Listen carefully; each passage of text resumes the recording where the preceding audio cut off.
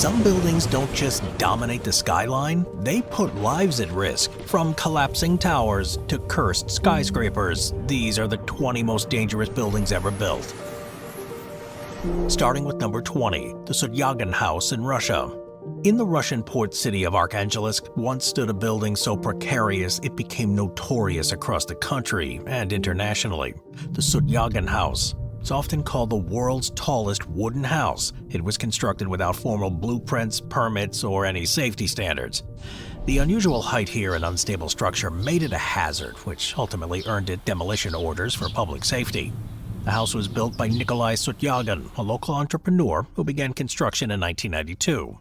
Initially, it was intended as a modest two-story home. However, as work continued, Sutyagin kept adding floors, inspired by his travels and a desire to make his home impressive. Over the course of 15 years, the building grew to reach around 13 stories tall. Estimates vary slightly, but it was about 44 meters high. Now, unlike modern buildings, this house was made entirely of wood, using traditional log building methods without reinforcement of steel or concrete. Each level was stacked on top of the other, with little attention to any integrity or engineering. As the house climbed higher, it became increasingly unstable. Local authorities considered the structure extremely dangerous. It was not only at risk of collapse due to its haphazard construction, but it was a fire hazard too. The government repeatedly issued warnings and eventually condemned the building. In 2008, officials declared it unsafe and ordered it to be dismantled. By 2009, most of the structure had been demolished, leaving behind only some remnants. Photographs from the period before its demolition show a jagged tower of mismatched log walls and peaked roofs rising above the skyline, like something out of a fantasy novel. While it never collapsed on its own, it remains one of the most infamous examples of a dangerous building. It shows the risks of unregulated construction, especially when undertaken on this kind of scale. Though some locals admired its eccentricity, most recognized it was an accident waiting to happen. Number 19, the Dharahara Tower in Nepal. The Dharahara Tower, also known as Bhimsen Tower, was one of Nepal's most prominent landmarks and also one of its most dangerous structures because of its vulnerability to earthquakes. Built in the early 19th century, it stood as a symbol of Kathmandu, but was repeatedly damaged and eventually collapsed during seismic events, tragically taking lives with it. The original building was commissioned in 1832 by Prime Minister Bhimsen Thapa as a military watchtower. It was constructed of brick and mortar. It rose 9 stories high and reached about 200 feet. The design reflected a blend of Mughal and European influences, with spiral staircases winding up to a viewing platform at the top. Now, from the very start, the tower's location in an earthquake-prone region posed really big risks. Kathmandu Valley sits in a seismically active zone, and the structure's heavy masonry construction made it vulnerable. In 1934, a powerful quake struck Nepal, destroying much of Kathmandu. The tower was badly damaged, and it collapsed from 9 stories to just 2. It was later rebuilt in the same style, though, without any major structural reinforcement. Then on April 25, 2015, a magnitude 7.8 earthquake hit Nepal. The tower collapsed completely, killing at least 60 people, many of them visitors who had climbed the observation deck to view the city. Hundreds more were injured in the surrounding area as falling debris spread into the nearby streets. This collapse became one of the most visible symbols of the earthquake's devastation. In the aftermath, engineers debated whether the tower should be rebuilt. On one hand, it was an important landmark tied to Nepalese history and identity. On the other, its traditional brick-and-mortar design had twice proven catastrophically unsafe. Eventually, the government decided to reconstruct the tower using modern standards. The new tower, inaugurated in 2021, includes reinforced concrete, seismic-resistant design, and some modern safety features. While it was an iconic building, its repeated collapses show how architectural beauty and history can come at the cost of safety if resilience is not prioritized. Today, the new one is a tribute to resilience, but the tragic history of the original tower ensures it's placed on any list of the world's most dangerous buildings. Number 18, the Lotus Riverside apartment complex in Shanghai, China. In June 2009, the Lotus Riverside apartment complex in Shanghai became infamous worldwide when one of its nearly completed residential buildings toppled over almost entirely intact. It's known as one of the most dramatic examples of a construction failure in modern times.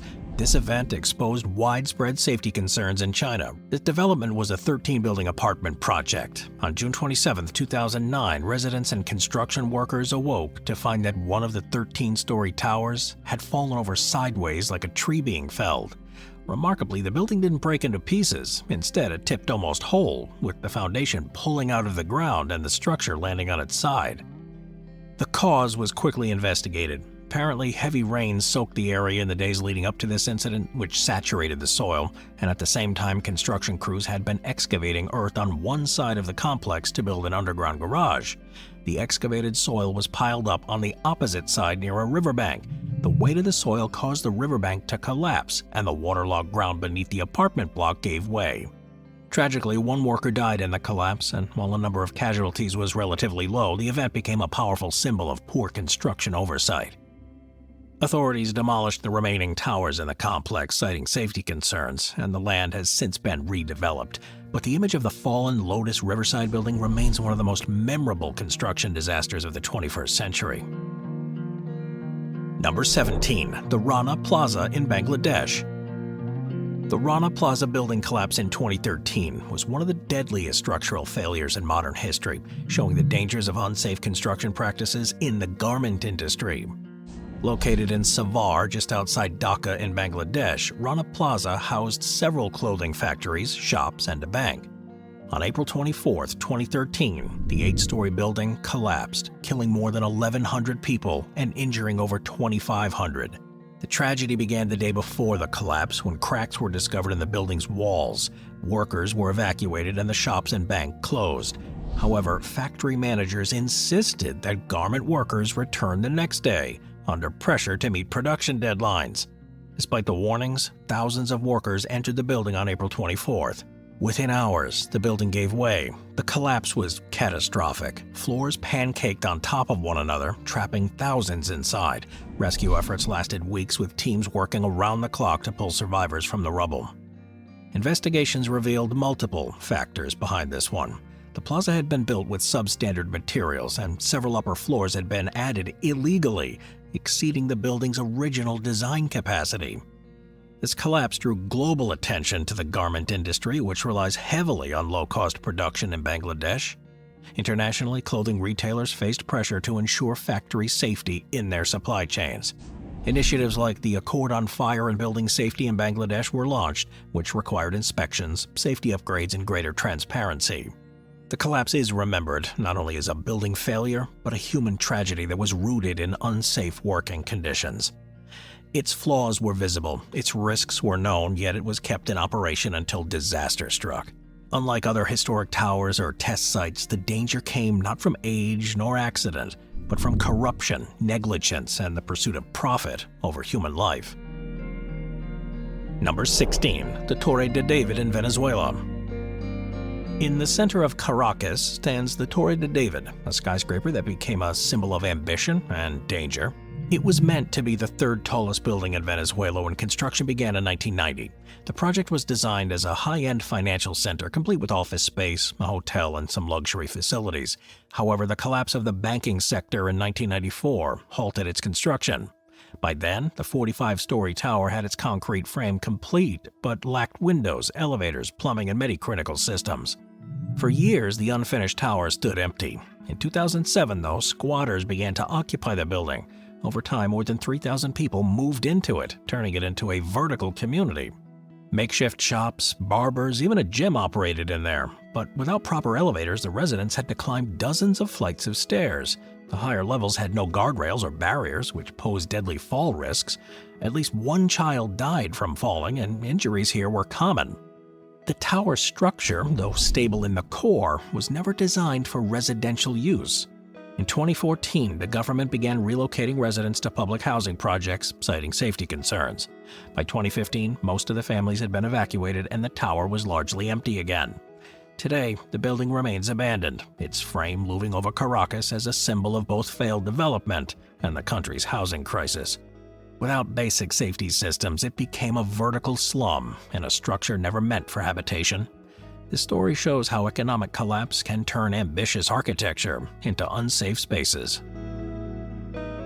Number 15. The Highland Towers in Malaysia.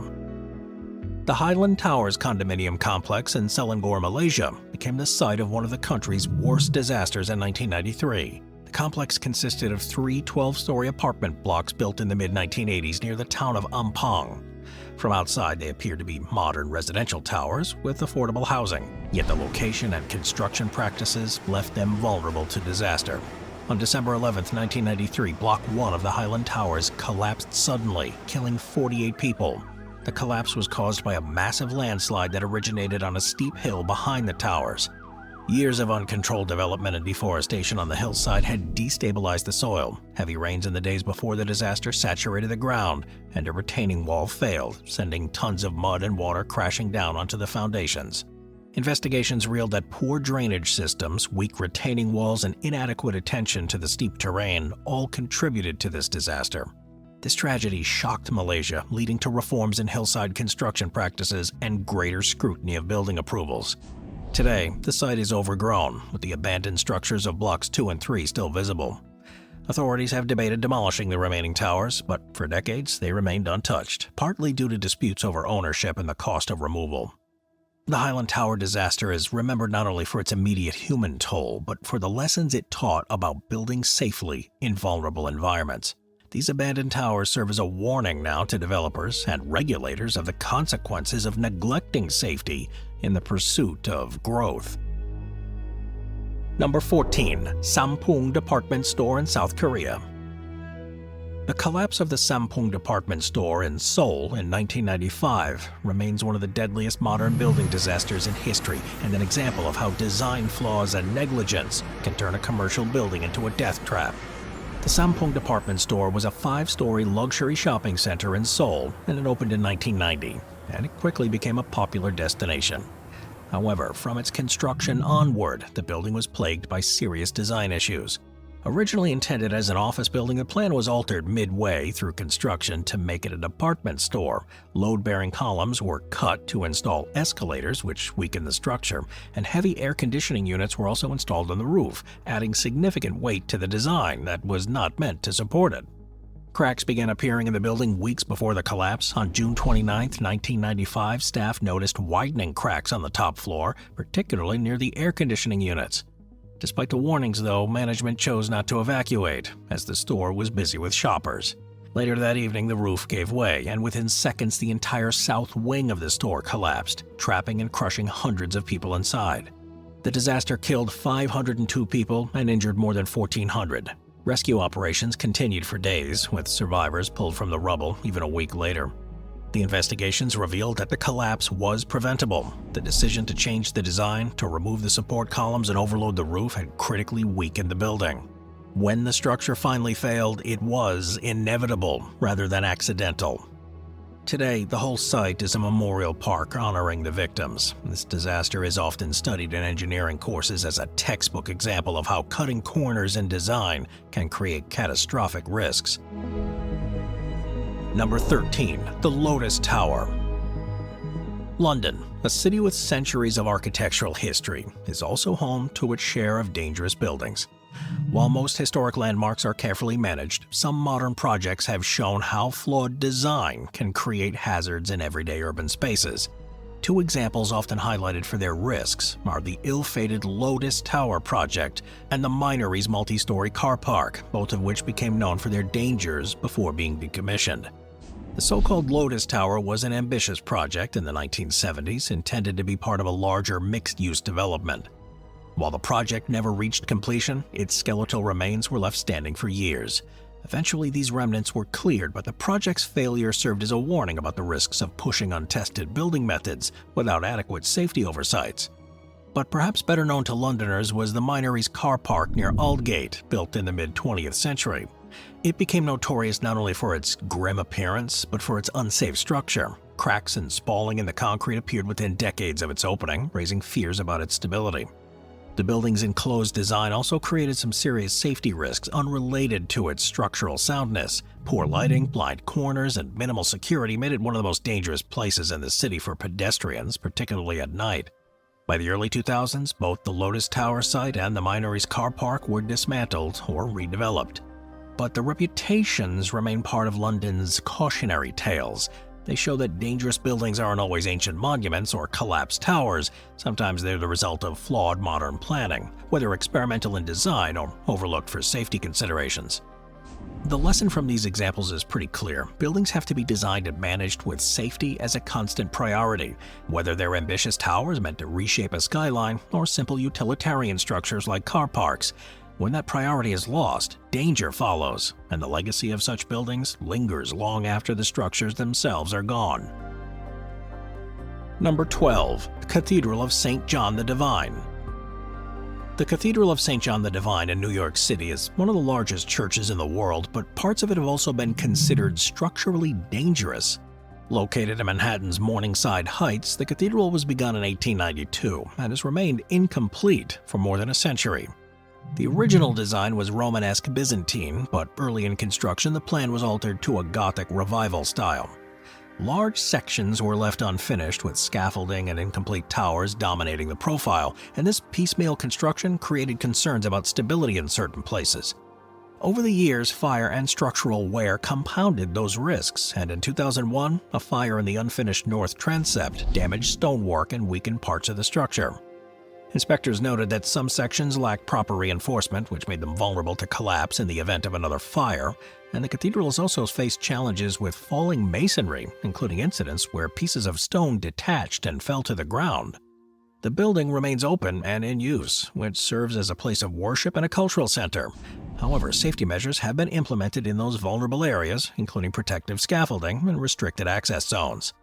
The size and incomplete state of this cathedral creates challenges in maintaining its integrity, and without careful management, parts of it could become dangerous. It shows that even celebrated landmarks can carry risks when construction is left incomplete. Number 11. Ponte Morandi, Italy. The Ponte Morandi, it's also known as the Morandi Bridge, was a highway viaduct in Genoa, Italy, that tragically demonstrated the dangers of aging infrastructure. Opened in 1967, it carried the A10 motorway across the Polcevera Valley, serving as a link for both regional traffic and trade routes. From early on, however, the bridge faced some problems. The concrete design, while modern in the 1960s, proved susceptible to corrosion. The salty, humid air of Genoa's coastal environment accelerated the deterioration of the steel. Maintenance was difficult and expensive, and over the decades, structural weakness became evident. Repairs were made intermittently. By the 2000s, though, experts were already warning that the bridge was unsafe. On August 14, 2018, during a heavy rainstorm, a 210-meter section of it suddenly collapsed, sending cars and trucks plunging to the ground below. 43 people were killed, and the collapse shocked Italy and the wider world. Investigations found that corrosion of the steel inside the concrete stays had severely weakened the bridge. Maintenance had been delayed or insufficient, and the bridge's unique design made it more vulnerable than traditional steel cable-stayed bridges. Experts concluded that the collapse was preventable, and had more comprehensive repairs been carried out earlier, it might have been saved. After the disaster, the remaining sections of the bridge were demolished, and a new replacement structure was built in record time and opened in 2020. This new bridge uses steel instead of concrete stays and includes advanced monitoring systems to detect any issues. This one is a tragic example of how dangerous infrastructure can become when maintenance is neglected. Though it was a bridge rather than a traditional building, it does fit firmly into this category. This collapse serves as a reminder that no matter how modern a structure may seem at the time of its construction, without proper care, it can become dangerously unsafe. Number 10. The Ostankino Tower in Moscow, Russia. The Ostankino Tower in Moscow is one of the tallest freestanding structures, standing at over 540 meters or 1,772 feet. It was completed in 1967 and designed to broadcast television and radio signals. For decades, it was a source of national pride, but it's also proven to be a dangerous building due to fire, structural risks, and safety. On August 27, 2000, disaster struck. A fire broke out inside the tower, starting at about 460 feet above ground level. The fire spread rapidly through electrical cables that ran vertically inside the hollow core of the tower, and without modern fireproofing, the flames engulfed several floors. The blaze burned for hours, killing 3 people, including firefighters and a technician trapped in an elevator. The fire also knocked out most of Moscow's television and radio transmissions. Firefighting equipment at the time was not capable of reaching the upper levels, there was no adequate evacuation routes for people caught above the flames, and authorities later admitted that safety regulations had been overlooked. Beyond the fire, though, the tower has long been considered risky because of its height and exposure to wind. During storms, it can sway significantly. Over the years, additional fire safety and monitoring systems have been installed, but the 2000 blaze left a lasting impression of how quickly a modern landmark can become deadly when safety measures are neglected. Number 9. The John Hancock Tower in Boston. The John Hancock Tower, this is officially known as 200 Clarendon Street. It's Boston's tallest building and a prominent feature on the skyline. It rises 60 stories and was completed in 1976. The sleek glass skyscraper was hailed as a modern architectural achievement. However, soon after it opened, it gained some notoriety as one of the most dangerous buildings in America. The tower's reflective blue glass curtain wall was its signature feature, but it quickly became its greatest hazard. Soon after completion, large glass panels began detaching from the facade and crashing down to the ground. Each panel weighed around 500 pounds, and when they fell, they shattered with explosive force. Pedestrians and vehicles below were at serious risk, and engineers discovered that the glass panels were failing because of thermal stress. During the mid-1970s, hundreds of windows fell from the tower.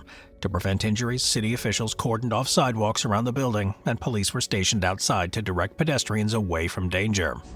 For years, plywood panels replaced the missing windows, earning the building a nickname like the Plywood Palace. Lawsuits and public outrage followed, making the Hancock Tower a symbol of failed modernist architecture. Fixing the problem required replacing all 10,344 glass panels on the tower with safer redesigned glass. The repair cost tens of millions, and the reputation of the building's architects suffered significantly. Engineers also discovered that the building swayed excessively in high wind, which caused motion sickness among some occupants. To fix this, 2 tuned mass dampers, enormous counterweights, were installed at the top of the building to reduce the movement. Today, the tower is considered structurally sound, but its early history remains a cautionary tale about the risks of pushing design without fully testing safety methods. Number 8. The Palace of the Parliament in Romania. The Palace of the Parliament in Bucharest is one of the largest buildings in the world. It's also one of the most controversial and dangerous in its own way. Constructed during the rule of Nicolae Ceausescu, the communist dictator of Romania, it is the heaviest administrative building on Earth and the second largest by floor area after the U.S. Pentagon. Construction began in 1984 as part of Ceausescu's grandiose plan to reshape Bucharest with a new civic center. Tens of thousands of people and hundreds of architects were conscripted into the project. The building covers 365,000 square meters, has more than 1,000 rooms, and was built largely of marble, steel, and concrete. The dangers of the palace lie not only in the history of forced labor and unsafe working conditions during construction, but also in its physical impact on the city. The immense weight of the structure, around 9 billion pounds, caused gradual subsidence on the ground, putting strain on the foundations and surrounding infrastructure. Engineers have warned that in the event of a major quake, a very real risk in Romania, the structure could be catastrophically unsafe. Fire safety, in particular, has been a persistent concern here, as older sections of the building weren't fitted with modern systems when it was first completed. However, the palace is still in use today, and it houses Romania's parliament and serves as a major tourist attraction. Its maintenance, though, is enormously costly, and debates continue over whether the building is sustainable in the long run. Critics argue that it represents not only a legacy of dictatorship, but also ongoing safety risk. It's a building so massive that it endangers its own stability, and in the wrong circumstances, it could quickly turn from a moment of ambition into a site of tragedy. Number 7. The Banqiao Dam Housing Complex in China. Now, while dams themselves are engineering projects, the housing complexes built around the Banqiao Dam in Henan Province illustrate how human settlements tied to these structures can become some of the most dangerous places to live. The Banqiao Dam disaster of 1975 remains one of the deadliest structural failures in history. The dam was constructed in the 1950s as part of a massive water management project. Around the dam, workers' housing and residential complexes for their families sprang up and formed small urban clusters. These buildings were intended to provide for modern living for those maintaining the dam and supporting the infrastructure there. In August of 1975, after days of unprecedented rainfall caused by Typhoon Nina, the Banqiao Dam failed catastrophically. The collapse unleashed an estimated 700 million cubic meters of water, creating a wall of water that swept downstream, destroying entire villages and towns. This disaster triggered the collapse of 61 other dams in the region. Estimates suggest that between 170,000 and 230,000 people died, making it the deadliest dam failure in recorded history. The housing complexes were obliterated. Those that remained standing were left heavily damaged and uninhabitable. Even decades later, ruins of these residential buildings remain, a haunting reminder of how vulnerable human settlements become when they're tied to massive projects that can fail. Though the dam was rebuilt and modernized in later years, the abandoned housing around the original site has never been resettled. The area is still considered dangerous not only because of the risk of future flooding, but because the ruined buildings are structurally unsound, crumbling walls, unstable foundations, and water damage that make them unsafe. Those that remain today are abandoned relics of one of the greatest engineering tragedies in history. Number 6. Mehrauli Building Collapse. Delhi. It's one of the world's fastest-growing megacities, and it's long struggled with unsafe buildings constructed without proper permits or oversight. A tragic example of this came in November of 2008 in Mehrauli, one of the city's oldest neighborhoods, where an illegally built 5-story apartment block collapsed, killing at least 66 people and injuring more than 150. The building was constructed on a narrow plot of land with little adherence to any safety standards. Like many unauthorized constructions in Delhi, it was made with poor quality material and lacked proper foundation strength. On the day of the collapse, the building gave way suddenly, which trapped dozens of families inside. Rescue efforts lasted through the night as emergency crews struggled to reach survivors. Many nearby residents rushed to help too, pulling out people of the rubble with their bare hands. The disaster shocked the nation. It drew attention to the widespread problem of illegal and unsafe construction across Delhi. Authorities later revealed that the building was erected without approval from city planners or engineers, and investigations found that shortcuts were taken in both design and materials, making the structure inherently unstable. This collapse was not caused by an earthquake or a flood or external disaster. It was simply the result of unsafe construction. This tragedy is remembered as one of Delhi's worst building collapses in modern history. It highlights how dangerous buildings are not always landmarks or massive projects, but can just be ordinary homes built without oversight. The risks are no less deadly when safety is ignored, and the ruins of Mehrauli stand as a warning about the human cost of unregulated urban growth. Number 5. The Pruitt-Igoe Housing Complex. The Pruitt-Igoe Housing project in St. Louis, Missouri is often remembered as one of the greatest failures in public housing history. It was built in the early 1950s. This complex was initially hailed as a modern solution to urban overcrowding. Instead, within 2 decades, it had become one of the most dangerous living environments in the U.S., plagued by crime, poor maintenance, and unsafe conditions that ultimately led to its demolition. Designed by architect Minoru Yamasaki, who later designed the World Trade Center in New York, Pruitt-Igoe consisted of 33 high-rise apartment blocks spread across 57 acres. At its peak, it housed more than 10,000 people. The buildings were meant to provide affordable, clean housing for low-income families, replacing some dilapidated inner-city slums.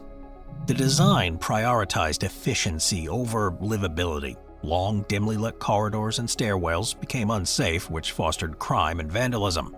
Elevators stopped only on certain floors, forcing residents to use unsafe staircases where assaults often happened. Maintenance budgets were inadequate, and within a few years, plumbing and heating systems began to fail. Broken windows and malfunctioning elevators went unrepaired and created a dangerous daily condition for residents. Social issues compounded the physical dangers. Concentrated poverty, unemployment, and racial segregation turned Pruitt-Igoe into a hotbed of crime. By the late 1960s, the complex was notorious nationwide as an example of dangerous public housing. Occupancy rates plummeted as families moved out whenever they could, leaving behind mostly those with no other options. Abandoned apartments became havens for criminals. Authorities eventually deemed the complex uninhabitable. In 1972, demolition began, and within 2 years, the entire complex was torn down. The Pruitt-Igoe story is dangerous, not because of one dramatic collapse, but because it shows how design and neglect can combine to create unsafe environments. For residents, the danger was a daily reality, and it made the buildings unlivable long before they were demolished.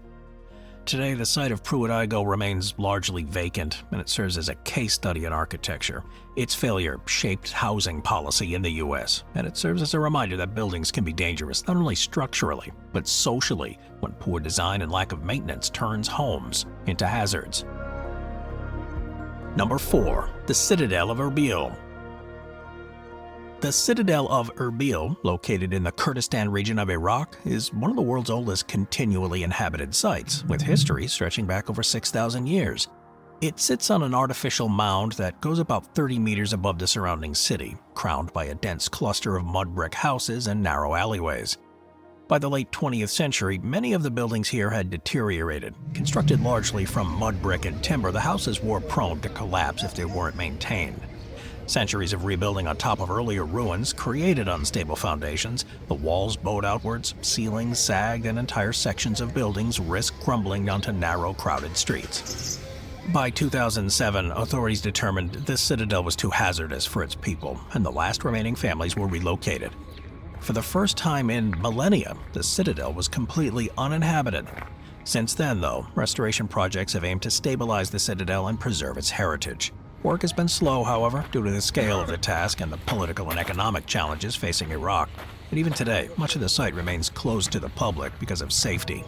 The Citadel of Arbil is dangerous in a different sense than modern buildings or poorly built apartments. It's dangerous because of age and fragility. The mud brick structures were never intended to stand for centuries without constant upkeep. As a result, parts of this ancient city are unsafe to enter, and collapse remains an ongoing risk. Yet its cultural importance means it can't simply be abandoned or demolished. Instead, it has to be carefully preserved, which balances safety and history. Number 3. Dharavi Slum High-Rise Experiments. Mumbai's Dharavi is often described as one of the largest informal settlements in the world, housing nearly 1 million people in less than 3 square miles. While most of Dharavi consists of low-rise, tightly packed housing, some attempts recently to introduce high-rise residential buildings in the area have shown the dangers of rapid development without adequate infrastructure. In the 2000s, government and private developers began constructing towers meant to rehouse Dharavi residents. These buildings were intended to modernize living conditions and provide safer housing. However, many of the early towers fell quickly into disrepair. Residents complained of leaking ceilings, faulty wiring, and malfunctioning elevators within just a few years. In several towers, stairwells and balconies developed cracks, raising fears of structural instability. And fire safety was a major concern, as crowded units and unreliable electrical systems created high risk. The problem was compounded by the mismatch between high-rise living and the social structures of Dharavi. Families who relied on small-scale workshops in their home found themselves unable to adapt to high-rise units designed without space for work. As a result, some towers were partly abandoned, with residents moving back into the older, low-rise slum houses. Several reports by urban planners and some NGOs have labeled these towers as vertical slums, unsafe, overcrowded, and poorly managed. These high-rise experiments highlight a broader issue in rapidly urbanizing cities. When housing demand outpaces planning and regulation, dangerous buildings emerge. Today, many of these high-rises are warnings of what happens when development is rushed without considering infrastructure or community needs. They may not have collapsed like other infamous dangerous buildings, but the combination of poor design, lack of maintenance, and overcrowding makes them hazardous. Number 2. The Ryugyong Hotel.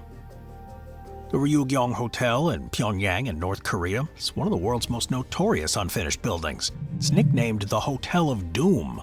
It's a 105-story pyramid-shaped tower that stood largely empty since its construction began in 1987.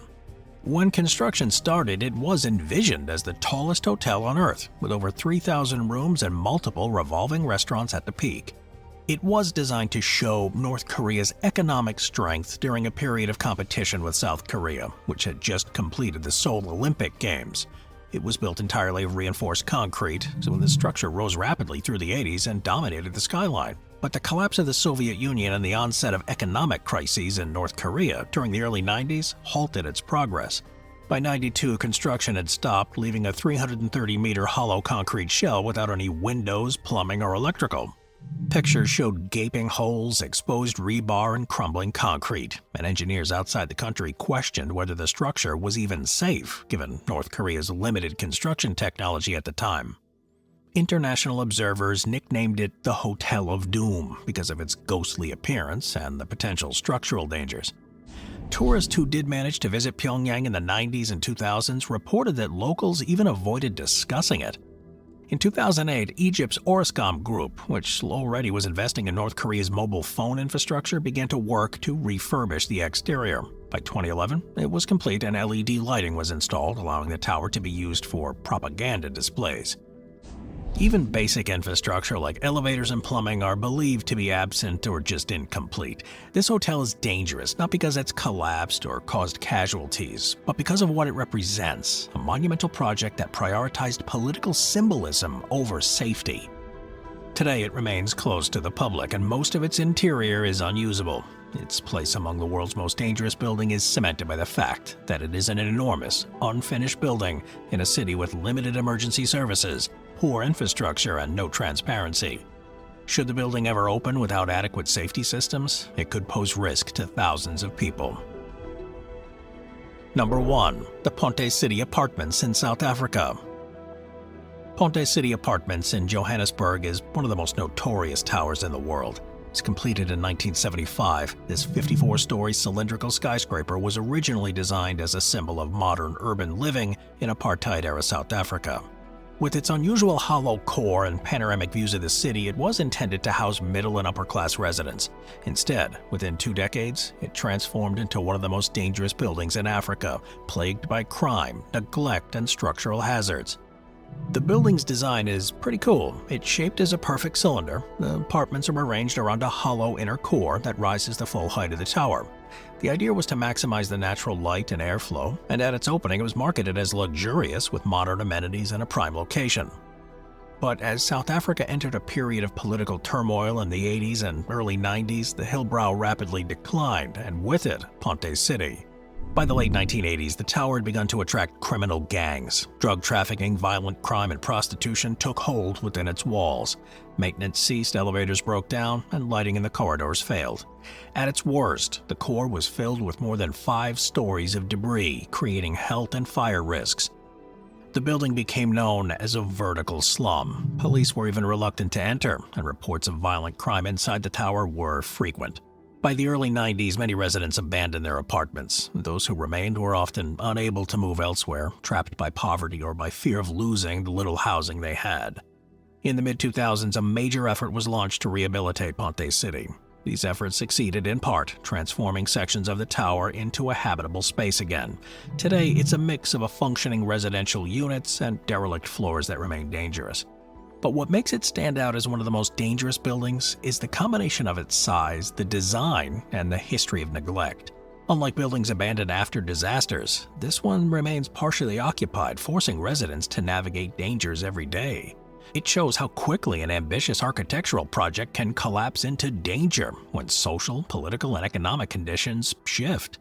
It was meant to be a beacon of modernity. Instead, it became a symbol of Johannesburg's struggles with inequality and urban decay. While efforts to rehabilitate it continue, its reputation as one of the most dangerous buildings in the world remains firmly in place.